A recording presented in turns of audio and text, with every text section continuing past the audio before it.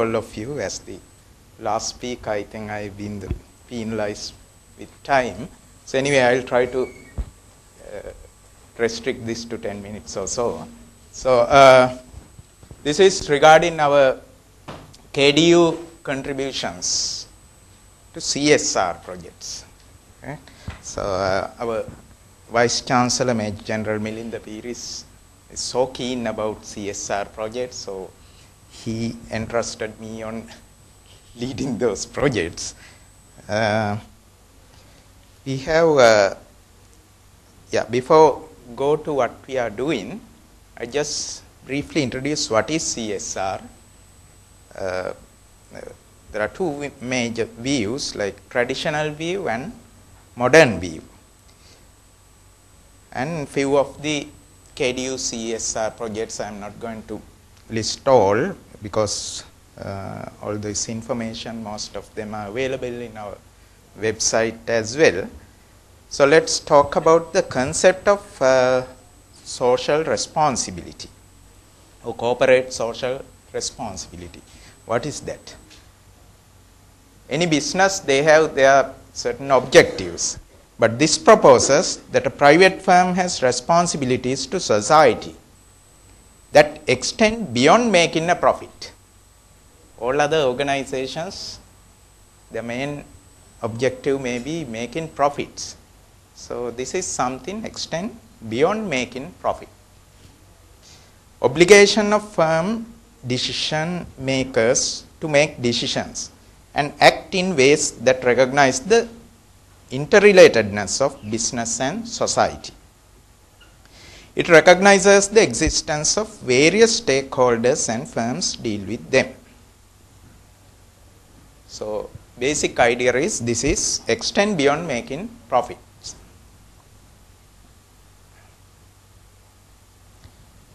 Now two views of who are firms' responsibility.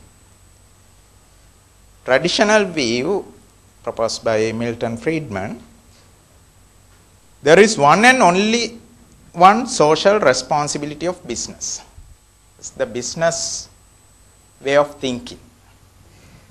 To use its resources and engage in activities designed to increase its profits, so long as it stays within the rules of the game, which is to say, engages in open and free competition without deception or fraud. So many companies, they try to escape from all the rules and regulations and try to maximize their profits. So in this view, by taking on the burden of social cost, the business becomes less efficient. This is the argument against the CSR. Why? Due to additional cost of the CSR, prices go up to pay for increased costs, or investment in new activities and research is postponed. Firms are responsible to only their shareholders, purely based on economic reasoning. They consider only economic factors, not other social requirements or responsibilities. However, the modern view, world is changing, they are more concerned about society, environment and so on. So there are four sections: economic, legal, ethical and discretionary. So earlier they consider only mostly economic factors. That's why must do things. For any business to be successful, it's a must do thing. Then legal, of course, you have to do, right? Otherwise, you'll be punished, or certain precautions are there. Then third and fourth, ethical, it's something like should do. It is not compulsory.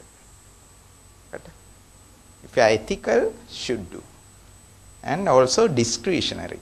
Nobody else know about what you are doing, but you are doing this, right? It's a completely voluntary thing. Should do and might do. So these two becomes under social responsibility, according to my earlier definition. Right? Something beyond making profits. So KDU, we are focusing on this second aspect. Again, if I further explain this, the business firms have 4 responsibilities. Economic means produce goods, services of value to society, so that the firm may repay its creditors and stakeholders. Legal means defined by governments in laws that management is expected to obey. Then ethical concept, follow generally held beliefs about how one should act in society. For example, work with employees and community in planning for layoffs, though no laws requiring this. Another example, many people expect firms to do these things. So many people expect firms to do this, but there's no legal requirement on that. Then discretionary means purely voluntary obligations a firm assumes.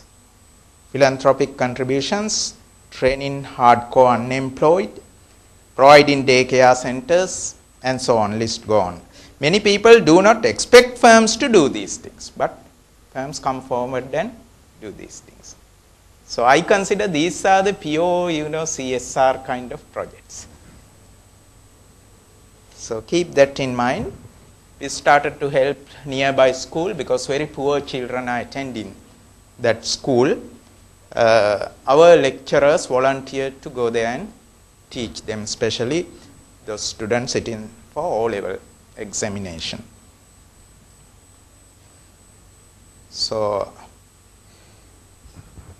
some of the feedbacks after we conduct these things, we got feedbacks from those students. So the seminar was helpful to get away with the fear we had over the examination. They were not used to sit in government exams and so on. So they had a lot of fear. Then we could learn English in simple ways for the first time. Credit goes to our English department, lecturers, competent lecturers. They explained them in a different way than school teachers. It helped us to build up confidence to face the oncoming examination. We were able to revise what we had learned before. That's also really important factor, what student has learned. We request to continue to have this program for our junior sisters and brothers in the future. That's their request, because that was their first experience from outsiders. And those poor children, they cannot afford tuition like other schools and so on. That is one of the CSR projects. This is another one. We found one temple nearby somewhere in Mount Lavinia. These young monks, Samanera monks, aged between 6 to 12. They got ordained last year, and this Nayakathero's intention was to teach them in English medium. Right? So today it's a very difficult thing in Sri Lanka because it's very difficult to find volunteer teachers to teach English and so on. So our staff, again, I should thank our English department, they volunteered.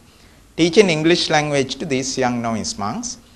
They have divided this into 2 groups. Older group that comprises 7 young monks whose average age is 10. There were 20 altogether.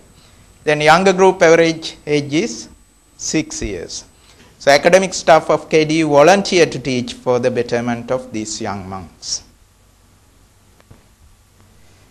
So some photographs, how they are teaching, like practical way of teaching to young students.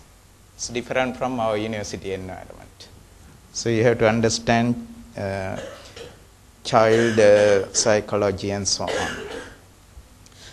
So 2 lecturers went there, both are well qualified teachers to guide primary level students, development of vocabulary and language functions, expressions used in day-to-day activities. This is another project, health screening by students. very rarely they get a chance to go and see a doctor, right? And we also cannot afford to, screen them all using our doctors. So what we suggest and propose was, we asked them to form a health club. And from there, we took like 10 students, and our doctors trained them to measure basic measurements, which they can take. For example, here they are measuring the eyesight. So 10 students are trained to measure various health parameters, like weight, height, and so on, basic things. They can easily do that. You don't need an expert medical doctor for that. Once the screening was finished on grade 6 students, the pre-intern doctors rechecked the accuracy of both techniques and also how they recorded, because there can be errors. When they measure, there can be errors, and when they are recording, there can be errors. So they rechecked. So since accuracy was up to the standards, they were asked to proceed. So they screened whole school, and we got the summary. These are few outcomes. Poor educational performance.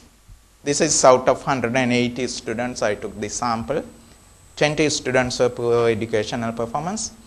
Then poor distant vision, 12.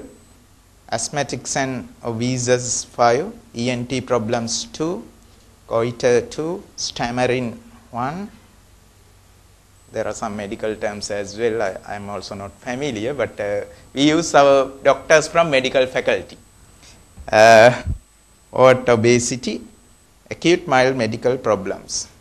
So we took these screened students and put into special medical attention, right? So that saved their time, cost, and so on. So we can direct them to specialist as required. So this is a model we propose for those even our developing areas affected by war and so on. It's very economical and practical way of doing that. We train community themselves to measure this. These are few other CSR project, donating blood from our KDU staff and so on. And we share our sports facilities with among school children, nearby schools. We allow them to use our swimming pool, gymnasium, and so on, where they don't have such facilities. And our cadets and staff, they go and help the school to renovate and refurbish, painting, and so on. Yeah. So there are so many projects going on. I try to list few. And